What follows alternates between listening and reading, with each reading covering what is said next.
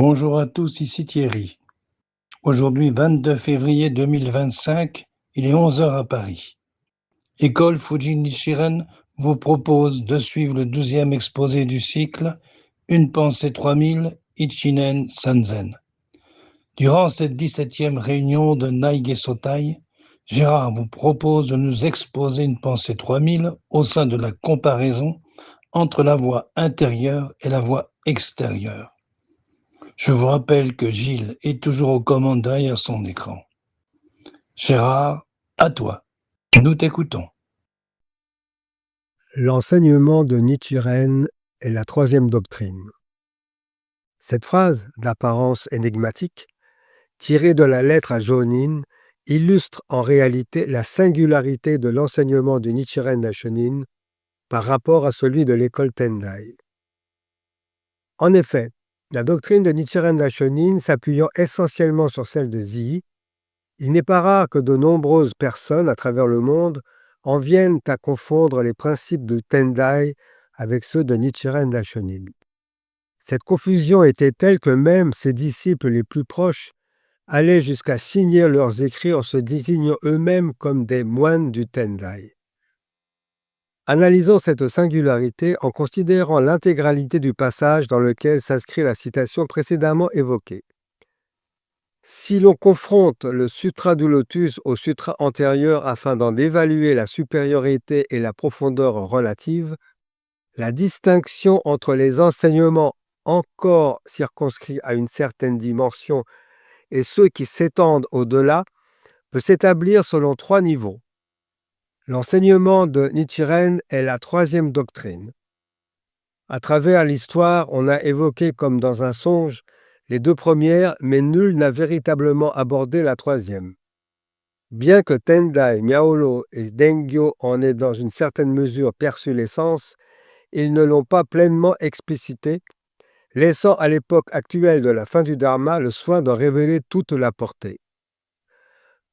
Commentant cet extrait, le 26e grand patriarche Nichikan Shonin écrit dans son traité sur la transmission des trois secrets. Premièrement, les sutras antérieurs restent encore circonscrits à une certaine dimension, tandis que la doctrine éphémère du Sutra du Lotus s'étend au-delà. Cette comparaison entre les enseignements circonstanciels et l'enseignement véritable constitue la première doctrine.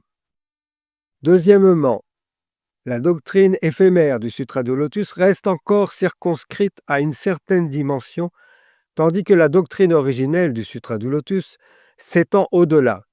Cette comparaison entre la doctrine originelle et la doctrine éphémère constitue la deuxième doctrine.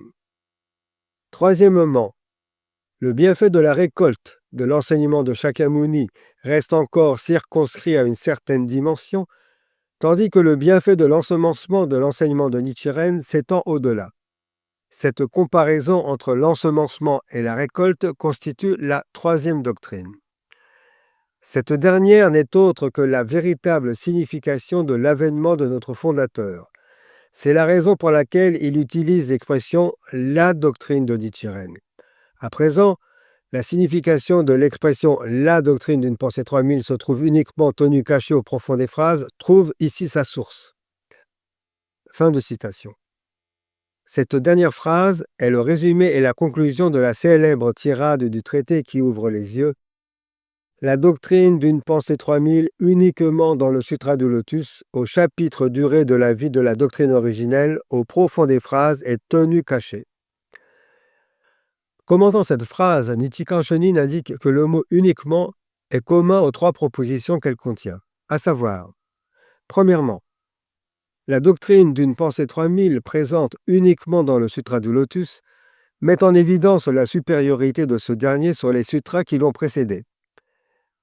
Elle s'inscrit dans la comparaison entre l'enseignement véritable et les enseignements circonstanciels, constituant ainsi la première doctrine. La raison pour laquelle le Sutra du Lotus est supérieur aux autres sutras est que ces derniers n'étaient que des moyens, des expédients salvifiques destinés à élever les disciples du Bouddha à la capacité d'écouter et de comprendre le Sutra du Lotus.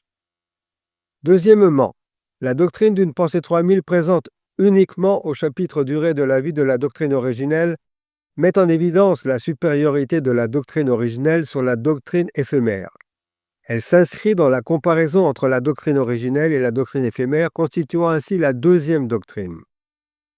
La supériorité de la doctrine originelle sur la doctrine éphémère tient au fait que dans cette première partie du Sutra du Lotus, le Bouddha Shakyamuni est encore considéré comme un Bouddha ayant atteint l'éveil pour la première fois en cette vie et que l'énoncé du principe d'une pensée 3000 par le biais des 10 ainsi n'est que théorique, car n'exposant pas encore la cause, l'effet et le lieu de la bodhéité. Dans le chapitre Durée de la vie, le Bouddha révèle enfin qu'il a toujours été Bouddha depuis un passé infiniment lointain, dans le temps et l'espace, et qu'il a sans cesse été présent en ce monde de l'endurance avec ses disciples, indiquant que tous les êtres sont éternellement en présence du Bouddha au cours des 3 phases. Troisièmement, la doctrine d'une pensée 3000 présente uniquement aux profondes phrases met en évidence la supériorité du bienfait de l'ensemencement sur le bienfait de la récolte, constituant ainsi la troisième doctrine.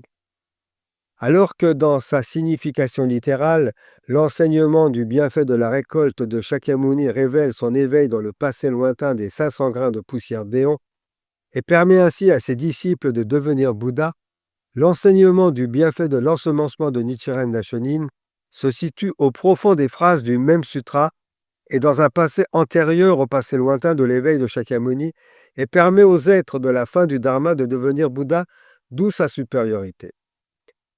Dans son traité sur la transmission des 3 secrets, Nichikan Shonin explique un niveau d'une pensée 3000 pour chacune des 3 doctrines, entrevoyant ainsi une pensée 3000 au sein de la comparaison entre les enseignements circonstanciels et l'enseignement véritable, une pensée 3000 au sein de la comparaison entre la doctrine originelle et la doctrine éphémère, et une pensée 3000 au sein de la comparaison entre l'enseignement de l'ensemencement et celui de la récolte. Une question se pose ici.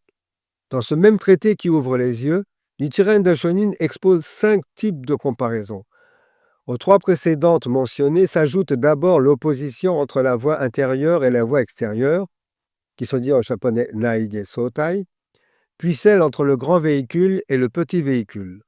Pourquoi dès lors n'évoque-t-il que 3 doctrines alors que 5 distinctions sont établies? La réponse s'impose d'elle-même.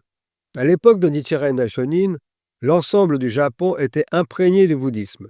Même les maîtres des écoles erronées tels que Kobo du Shingon ou Honen de la Terre pure étaient bouddhistes. Il n'était donc nullement nécessaire pour Nichiren Daishonin de réfuter la voie extérieure et le petit véhicule qui n'avaient plus cours en son temps. Toutefois, le 20 décembre 1921, le 56e grand patriarche Nichio Shonin publia un ouvrage intitulé « La doctrine d'une pensée 3000 » dans lequel il fait état d'une pensée 3000 au sein de la comparaison entre la voie intérieure et la voie extérieure. Cette précision omise par Nichiren Daishonin et Nichikan Shonin est sans doute due au fait qu'à partir de la révolution de Meiji, qui eut lieu en 1868, et l'ouverture à l'étranger qui s'ensuivit, les nouvelles technologies ainsi que les religions et philosophies occidentales, relevant uniquement de la voie extérieure, déferlèrent sur le Japon, donnant l'occasion au grand patriarche de les réfuter. C'est donc par là que nous allons commencer. Une pensée 3000 au sein de la comparaison entre la voie intérieure et la voie extérieure. Voilà ce qu'écrivait Nichio Shonin. En la 26e année du règne du roi Zhao de la dynastie des Zhou, naquit le Bouddha Shakyamuni. Animé par le désir de réformer le caractère irrationnel de la voie extérieure et d'en corriger ses pratiques préjudiciables, il se qualifia lui-même de seul digne de respect sous le ciel et sur la terre. Dès lors, il manifesta par une conduite hors du commun et sans égale une force intellectuelle et spirituelle qui ébranla la vision du moi de la voie extérieure. Réunissant tous les maîtres des traités sous le ciel afin de discuter et débattre, il les soumit tous. Alors, poursuivant son œuvre, il prêcha pendant 50 années le grand dharma subtil et merveilleux. En premier lieu, il dispensa l'enseignement du sutra de l'ornementation fleurie, dont l'objectif principal était de déconstruire l'illusion d'une création divine omnipotente et de remettre en question la foi aveugle en une divinité illusoire. Pour ce faire, il révéla le principe merveilleux d'une pensée 3000 présent en chaque individu de l'humanité. affirmant la vérité selon laquelle les trois mondes ne sont qu'esprit, et pour démontrer la non-dualité du vulgaire et du sacré, l'identité des êtres et du Bouddha, il déclara: l'esprit, le Bouddha et tous les êtres sensitifs, il n'y a pas de distinction entre les trois, révélant ainsi l'excellence de son grand éveil. À cette époque, la population de l'Inde était profondément imprégnée par une adhésion fervente aux doctrines des traditions extérieures.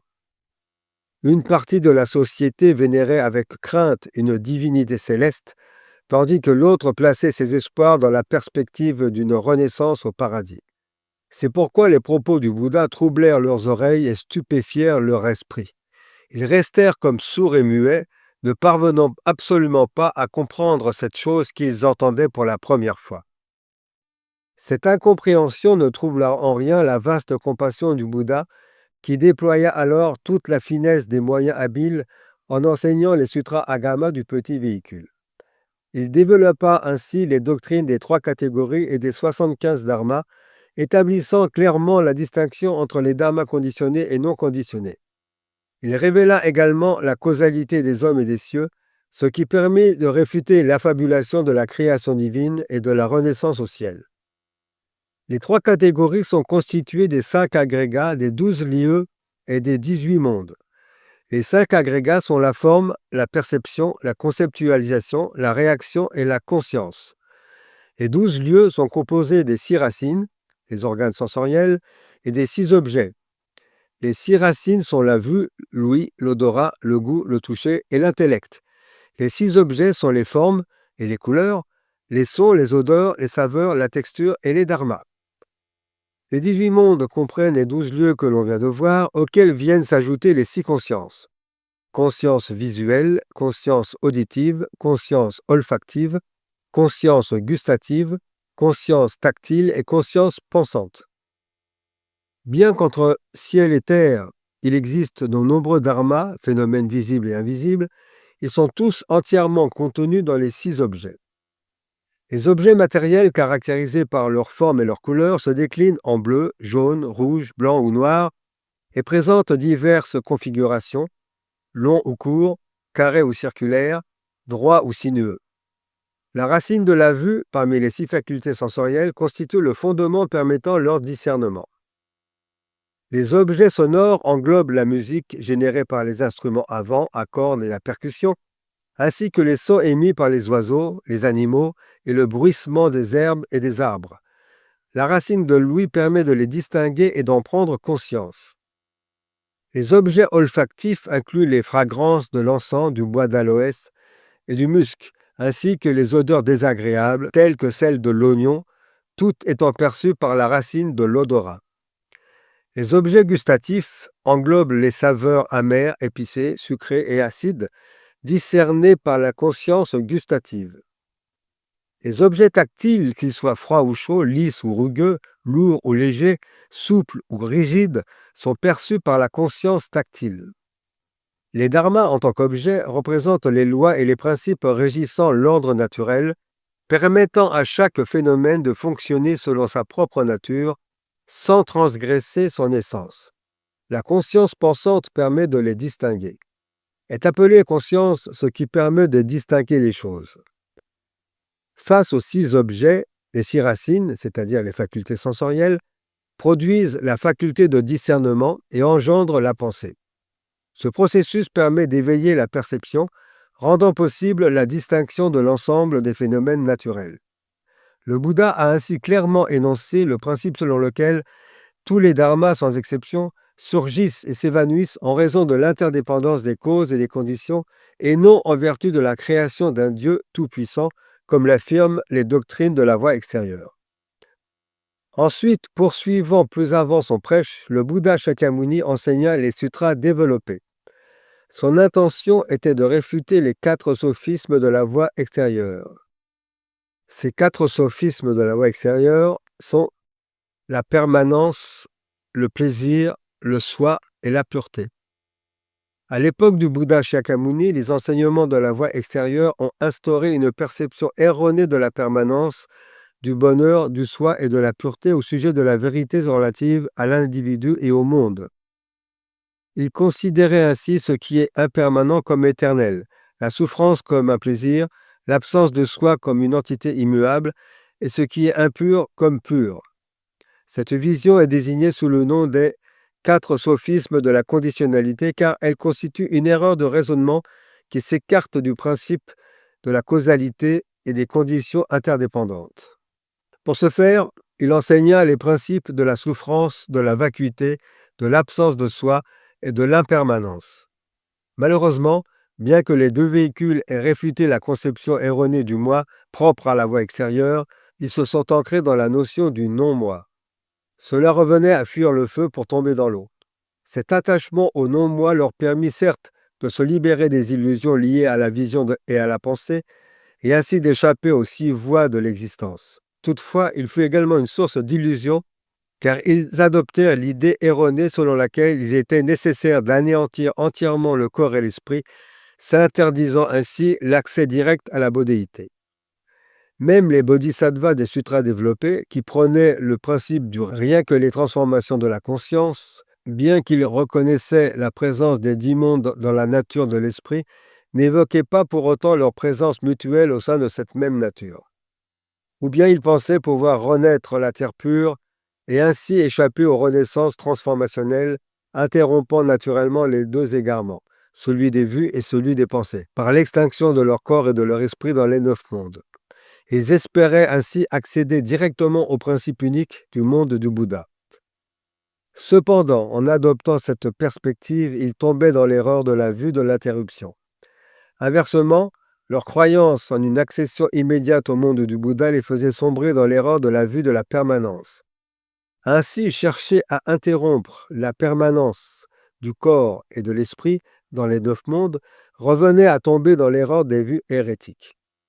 De ce fait, ces croyances erronées les conduisaient à errer dans les mondes des dharmas. Ils formulèrent ainsi le principe selon lequel toutes les existences phénoménales ne sont que des transformations et des manifestations de la conscience fondamentale. Sur cette base, ils établirent une classification regroupant l'ensemble des phénomènes en 100 catégories, englobant la totalité des dharmas. Ils s'appuyèrent sur le principe selon lequel tous les phénomènes des 3 mondes n'existent que par l'esprit et sont engendrés par lui. En ce sens, il n'existe qu'un seul esprit au sein de ces 3 mondes, et aucun dharma ne saurait exister en dehors de cet esprit unique. Ces dharmas ne sont que des fonctions de l'esprit. Ainsi, l'esprit peut devenir le ciel, il peut aussi devenir l'enfer, il peut devenir un être ordinaire, il peut devenir Bouddha. Il n'est pas de dharma en dehors de l'esprit. Si l'esprit apparaît, toutes sortes de dharmas apparaissent. Si l'esprit s'éteint, les dharmas disparaissent. L'éveil, au rien que conscience, leur permettait de s'éveiller aux 4 sagesses que sont la grande sagesse du miroir parfait, c'est-à-dire la 8e conscience, la sagesse de la similitude des natures, la 7e conscience, la sagesse de la contemplation merveilleuse, la 6e conscience, et la sagesse permettant d'accomplir ce qui doit être fait, les 5 premières consciences. Ces 4 sagesses furent attribuées au Bouddha des 4 directions. La grande sagesse du miroir parfait fut assignée au Bouddha de l'Est, Aksobhya. La sagesse de la similitude des natures revint au Bouddha du Sud, Ratnasambhava. La sagesse de la contemplation merveilleuse fut accordée au Bouddha du Nord, Madhurasvara Nirgosa. Et la sagesse permettant d'accomplir ce qui doit être fait fut attribuée au Bouddha de l'Ouest, Amitabha. En dehors de ces 4 Bouddhas, il n'existe pas d'autres Bouddhas dans les 4 directions, à l'exception du Bouddha Vairocana, qui représente la fonction de la sagesse en tant que nature fondamentale des mondes des dharmas du Bouddha Shakyamuni. La doctrine du rien que conscience expose des principes d'une extrême profondeur. Toutefois, en raison des capacités diverses des disciples, elle établit une distinction en 5 natures, parmi lesquelles la nature déterminée des auditeurs ainsi que celle des êtres sensitifs dépourvus de nature propre, les Ichantika, étaient destinés à ne jamais devenir Bouddha. Alors, mu par sa grande compassion, le Bouddha enseigna aux êtres dotés d'une réceptivité inférieure l'existence du monde de la félicité ultime, situé à l'ouest de l'univers dans le but de les guider et de les intégrer sur la voie de l'éveil. Par la suite, Le Bouddha prêcha les sutras de la sagesse, dans lesquels il enseigna qu'aucun dharma n'existe en dehors de la sagesse prêchée dans le grand véhicule. Il exposa que les notions de souillure et de pureté étaient indissociables, illustrant son propos par l'exemple du cristal. Orienté vers la lune, il produit de l'eau. Tourné vers le soleil, il engendre du feu. De même, l'esprit des êtres est conditionné par les circonstances qui l'entourent. Soumis à des influences néfastes, il engendre la malveillance. Confronté à des conditions favorables, il donne naissance à la vertu. Il n'existe ainsi aucune distinction de substance entre le bien et le mal. Dès lors qu'il s'agisse de Bouddha ou des êtres ordinaires, leur essence est une et indivisible. Seules leurs conditions diffèrent, selon qu'ils sont éveillés ou égarés. Il est envisageable que l'intention de Nichio Shonin en rédigeant ce texte ait été de démontrer que dès la mise en mouvement de la roue du Dharma, l'enseignement fondamental du Bouddha visait à transmettre le principe ultime d'Ichinen Sanzen, bien qu'il n'ait jamais employé explicitement cette expression. L'affirmation du sutra de l'ornementation fleurie selon laquelle tout ce qui est perçu à l'extérieur de nous, les objets, n'est que le reflet de notre esprit, la sagesse, constitue la première étape conduisant à la réalisation du principe d'une pensée 3000. Cette perspective remet en question les conceptions erronées d'un Dieu créateur, ainsi que l'idée d'existence objective indépendante de l'esprit. Par la suite, le Bouddha approfondit la notion de vacuité dans les sutras développés, puis réfuta l'attachement à cette même vacuité, caractéristique des adeptes des deux véhicules à travers les sutras de la sagesse. Nichio Shonin établit une correspondance entre ces trois catégories de sutras et la distinction entre la voie intérieure et la voie extérieure.